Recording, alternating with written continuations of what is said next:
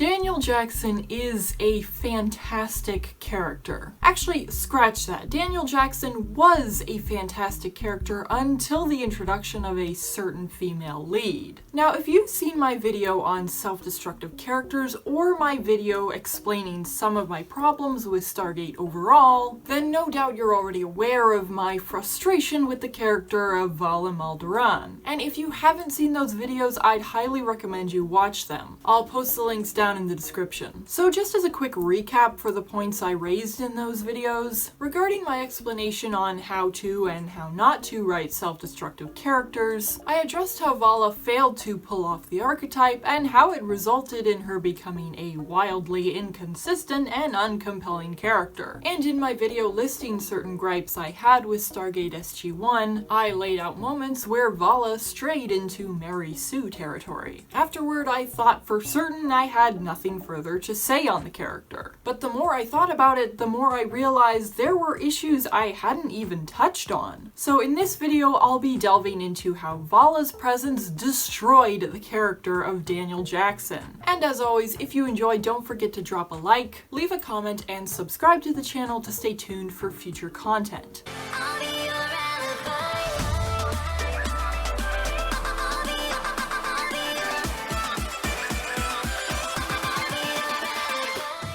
So let's start off with Vala's introduction. Vala spends the episode having robbed a bunch of innocent people to make herself rich, endangered an entire crew, and as icing on the cake, she kidnaps, tortures, and sexually harasses Daniel. Yet after the fiasco is over, Jackson has this to say about his tormentor. She's good.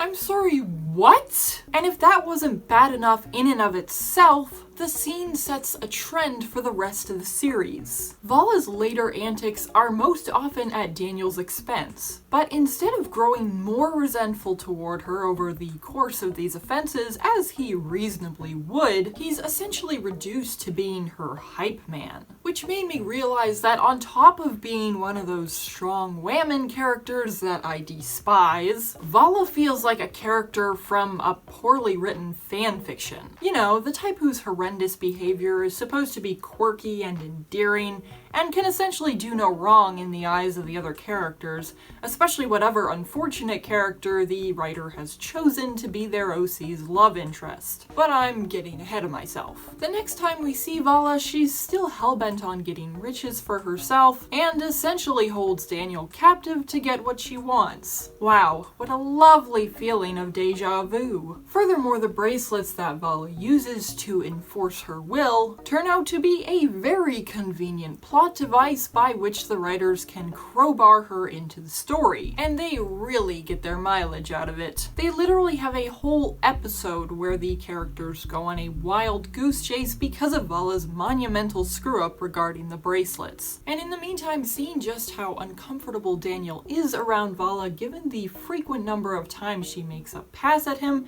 is almost physically painful to watch. Let's make babies. Guaranteed, if things had been the other way around and it had been a man saying this to a woman, there would have been outrage. I simply do not understand the double standard. And the fact that Vala keeps making passes at Daniel even after she's married to a man she seems to care for just makes everything that much worse. Continuing on, in the powers that be, Daniel has to outright beg Vala to do the right thing. And after she reluctantly agrees, it understandably lands her in hot water with the people she lied to and enslaved for years. Which leads to Vala whining excessively, until the latter half of the episode where she's suddenly hellbent on protecting these people from the Ori. Is she mad they're encroaching on her territory? Really, what else am I supposed to believe given that Vala never shows remorse for any of the horrible things she's done? By season 10, one of the core flaws of her character seen back in her introduction, that being pursuing riches to the detriment of others, is still very much present. So if I'm supposed to believe she's changing for the better, it's not working. And if I, as the audience, don't believe it, then why should Daniel? Anyway, Vala is put up for consideration to join SG-1, which makes zero sense considering her past interactions with SGC personnel, and the fact that she's directly related to one of the most dangerous people in the galaxy. But it's all good, they're just gonna send her for a psych eval so they can make a joke out of it. Mr. Woolsey's offer was part of the test. We wanted to make sure we could trust you. But were his sexual advances part of the test? What? That's... General, I can assure you. Well, I would have even considered playing along, but some of his requests were, well, a little unusual, even for me. General, I would never... General, wait. My gosh, slander is so funny. Continuing on, during Vala's probationary period, Daniel is essentially treated like her babysitter. I mean, we're talking about a grown-ass woman. How the hell is this supposed to be seen as cute or endearing in any way? Which brings me to another point, that being the way that Vala is presented as almost infantile, whether through her behavior I'm so bored. or through her appearance. And I find this incredibly gross given her overtly sexual nature. And speaking of that nature, I happen to despise the type of character who refuses to shut up about their sex life and feels the need to drag everyone into it. Because honestly, it comes off as obnoxious and pathetic. Look at me, I get laid.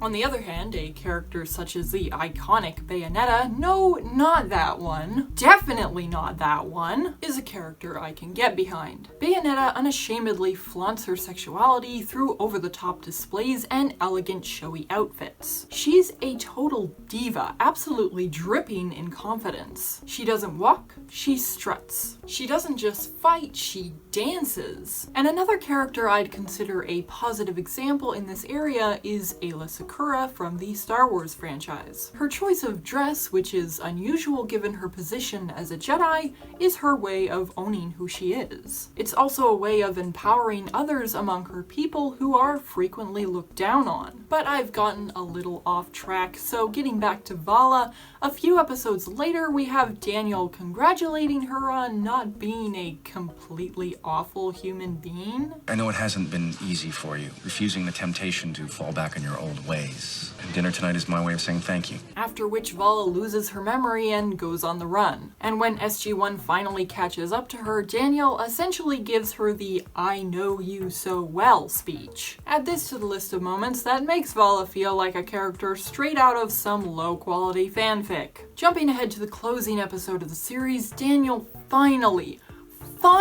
gives her a piece of his mind, but immediately goes back on it. Do you believe I could have any kind of serious feelings for you? We work together. You know, even saying that part out loud sounds unbelievable. Come on! I mean, I can't even imagine what a relationship with you would be like. I mean, at best you're a emotional, unstable wreck.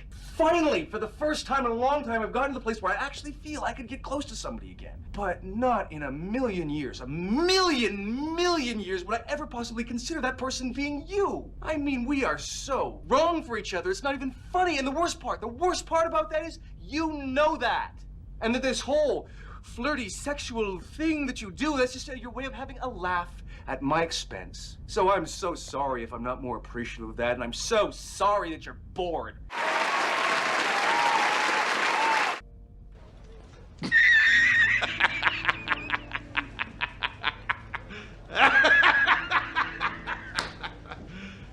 You serious? And with that, the desecration of his character is finalized. Daniel, who was a man driven by morals, allowed himself to be manipulated and mistreated time and time again until he was reduced to nothing more than Vala's plaything. The fact is that Daniel is absolutely one of those characters who would administer tough love where needed. Come on, Jack. You think the Asgard named a ship after you because they thought it was a cool name? Now's not the time to play dumb. You're a lot smarter than that. Reese, your father made you wrong! No! Yes! And Vala is definitely one of those cases where it's needed. But instead, Daniel allows himself to be used as a crutch, patting her on the back whenever she's been less than horrible, giving in to her manipulative tantrums, and not holding her accountable when she commits what the show considers to be passable transgressions, such as slander or unwanted sexual comments. He'll deny her claims of their sleeping together, but we never see him take her aside and say, hey, that's not cool. When it comes to Vala, he never draws a definitive line. He'll try to, but as soon as Vala sheds some crocodile tears, he'll move the line back to accommodate her. And all this just so happens to be yet another sign of a Mary Sue. Speaking of which, if you haven't seen our video on defining Mary Sues, I'd recommend giving it a watch. You'll find the link in the description. And if you enjoyed this video, feel free to show your support by dropping a like, leaving a comment, and maybe considering becoming a patron. Link in the description. Massive thanks to those of you who are already patrons. Don't forget to stay loud and proud, folks. I'm your alibi, and I will see you next time. Did I murder you? Oh my gosh. I have unintentionally murdered a ladybug. So this isn't entirely related to the video, which is why it ended up in the outtakes, but I wanted to talk about this and I did not want to make another Stargate video, so here I am doing this unscripted rant. Bear with me. I always found it funny, and I believe I said this before, that Stargate seemed to be trying to take a progressive approach with their female characters, but there were opportunities that they were just completely overlooking, and that really bothers me. So for Exhibit A, we have Hathor. No one particularly seems to like that episode with Hathor. I mean, you all know the one I'm talking about. But my personal reason for why it works me up is, why no gay? Seriously, this is a legitimate question. Why no gay? You have Hathor, the goddess of love. You give her these special pheromone powers that work on men, but not women. And we're straight up told in the episode that the way it works is it just makes men libidinous. And I can't help but wonder if the creators somehow thought that women can't be libidinous too? And I know Stargate seemed averse to going down this path of representation. I mean, the most we got is Vala hinting that she might be bisexual, but at the same time, I look at all the years where the entertainment industry was unashamedly queer-coding their villains. I mean, for pity's sake, lesbian vampires was a whole thing, so it's not like having a queer-coded villain or an openly queer villain would be completely out of the ordinary. And it's not as if it completely ruined the plot of the episode either, but yeah, it bugs me. And another point I picked up on recently was, out of all 10 seasons, not once, not for a single episode, did we ever see a matriarchy. You have all these different alien cultures and somehow not one of them had a matriarchy. Why? This is a choice that the creators made. Why? Anyway, let me know your thoughts in the comments and I will see you around. Goodbye.